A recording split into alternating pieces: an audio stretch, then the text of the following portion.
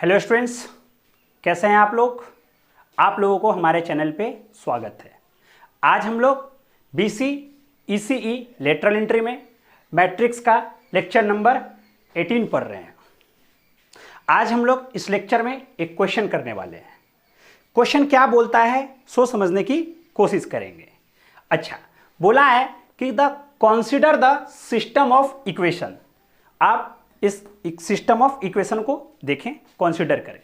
अच्छा, आपको साफ पता चल रहा है कि जो इक्वेशन दिया हुआ है वह होमोजीनियस इक्वेशन है। बोलो क्लियर एकदम अच्छे से। तो बोलता है कि बताओ कि the system has unique solution, मतलब कि एक ही सॉल्यूशन होगा। नो सॉल्यूशन, मतलब कि सॉल्यूशन होगा ही नहीं। नंबर 3, बहुत सारा सॉल्यूशन होगा, इनफाइनाइट नंबर ऑफ सॉल्यूशन। या नंबर 4 कि 5 सॉल्यूशन होगा। बोलो क्लियर है, आपको ये बताना है। तो ठीक है, तो सबसे पहले तो बच्चों को कंफ्यूजन क्या होता है कि सर अभी तक हम इक्वेशन देख रहे थे ना, x, y और z, तो क्या फर्क पड़ता है। अरे x का नाम x1 है, x2 का नाम y का नाम x2 है और z का नाम x3 है, तो क्या दिक्कत है। अरे नाम तो बदला हुआ है। अच्छा, तो हम समझाए थे कि जैसे ही आपको ये बात पता चल करने के लिए मिले कि कौन सा सॉल्यूशन होगा, unique solution, no solution, infinite number of solution, या 5 सॉल्यूशन या 10 सॉल्यूशन, तो सबसे पहले क्या लिखें, ऑगमेंटेड मैट्रिक्स लिखें। कौन सा मैट्रिक्स, ऑगमेंटेड मैट्रिक्स। तो ये मैट्रिक्स ए, अच्छे से सुनेंगे बात को। मैट्रिक्स ए यहां पर लिखेंगे पहले में x1 का कोफिशिएंट, तो सो सुनना 2, दूसरे का 0, फिर 1, फिर लिखेंगे x2 का कोफिशिएंट, तो यहां पर 1, यहां पर भी 1 और यहां पर भी 1, फिर लिखेंगे x3 का कोफिशिएंट 1 -1 0। बोलो क्लियर है। अच्छा, ऑगमेंटेड मैट्रिक्स में मैट्रिक्स बी को भी लिखा जाता है, याद आया, 0 0 0। कोई दिक्कत है, यहां तक मेरे हिसाब से कोई दिक्कत नहीं होना चाहिए। तो ये हमने लिखा ऑगमेंटेड मैट्रिक्स। अच्छा, अब अपने को याद होगा कि हम सिखाए क्या थे कि अब तुम कैसे भी करके, चाहे जैसे भी जुगाड़ लगाओ, इन तीनों को हमेशा क्या कर दो, 0 करो। बोलो क्लियर है।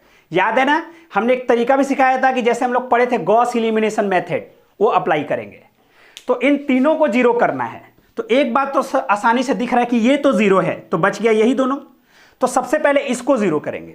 तो इसको जब भी 0 करना है तो मदद कर लेना है सबसे ऊपर वाले से। कॉन्सेप्ट याद है, तो चलो लेते हैं मदद। सो सुनना, हम लोग चेंज करने जा रहे हैं रो नंबर 3 को। रो नंबर 3 में हम लोग कैसे चेंज करेंगे, सो सुनना। हम लोग चेंज करने जा रहे हैं रो नंबर 3 को और हमको बनाना है 0। तो हम क्या लिखेंगे, 2 × R3 माइनस में R1। बोलो क्लियर है। तो चलो स्टार्ट करते हैं, देखना अच्छे से। 2 1 1, इससे तो हमको कोई मतलब नहीं है भाई। बोलो क्लियर है। अच्छा, और ना ही हमको चेंज करना है रो नंबर 2 में, तो ये भी लिख देते हैं 0 1 -1 0। इसमें चेंज करना है, क्या करना है, तो इसमें 2 गुना करना है और इससे माइनस कर देना है। तो इसमें 2 गुना करेंगे और इससे माइनस करेंगे तो 0 आएगा। इसमें भी 2 गुना करेंगे और इससे माइनस करेंगे तो 1 आएगा। इसमें 2 गुना करेंगे और इससे माइनस करेंगे तो -1 आएगा। आसान है। इसमें 2 गुना करेंगे और इससे माइनस करेंगे तो 0 आएगा। बोलो क्लियर है। अब हो गया ये दोनों का काम।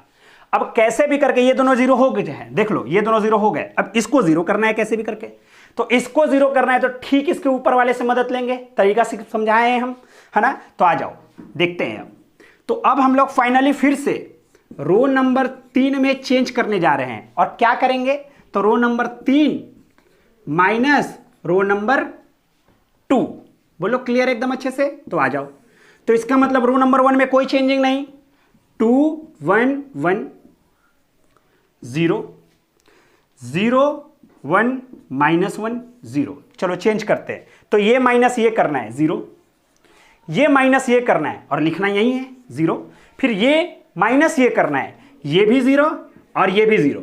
अब तुम खुद देखो अच्छे से, अब अच्छे से सुनना कि अगर हम लोग देखें तो ये मैट्रिक्स है, मैट्रिक्स ए, ये वाला मैट्रिक्स है, तो इस मैट्रिक्स को बोलेंगे मैट्रिक्स ए, है ना। तो ये मैट्रिक्स है मैट्रिक्स ए, और ये जो होल मैट्रिक्स है इसको हम लोग बोलते हैं ए बी।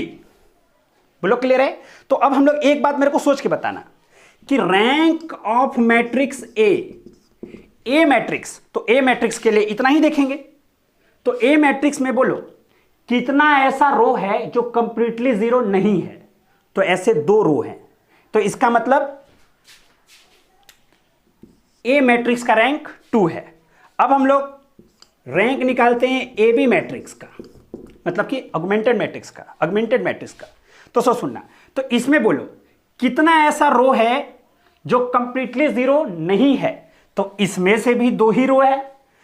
अच्छा, तो इसका भी 2 ही रो। तो एक बात क्लियर हो गया मेरे को, क्या कि भाई आर ए जो है वह आर ए बी के बराबर है। तो जब आर ए बी के बराबर होता था तो क्या होता था, ये कॉन्सेप्ट बताने की जरूरत नहीं है। अच्छा, आर ए जब आर ए बी के बराबर होता था तो 2 बात, या तो एक सॉल्यूशन होगा या तो बहुत सारा सॉल्यूशन होगा। बोलो क्लियर है। जब दोनों का रैंक बराबर हो तो या तो एक सॉल्यूशन होगा या तो 2 सॉल्यूशन हो, सॉरी एक सॉल्यूशन होगा या एक से ज्यादा सॉल्यूशन होगा। बोलो क्लियर है। अच्छा, लेकिन सुनना, लेकिन जो रैंक है वह है 2 और नंबर ऑफ वेरिएबल कितने हैं, तो नंबर ऑफ वेरिएबल है 3। इसका मतलब दोनों का रैंक तो सेम है, लेकिन वो जो रैंक है वह क्या है, तो रैंक जो है वह नंबर ऑफ वेरिएबल से कम है।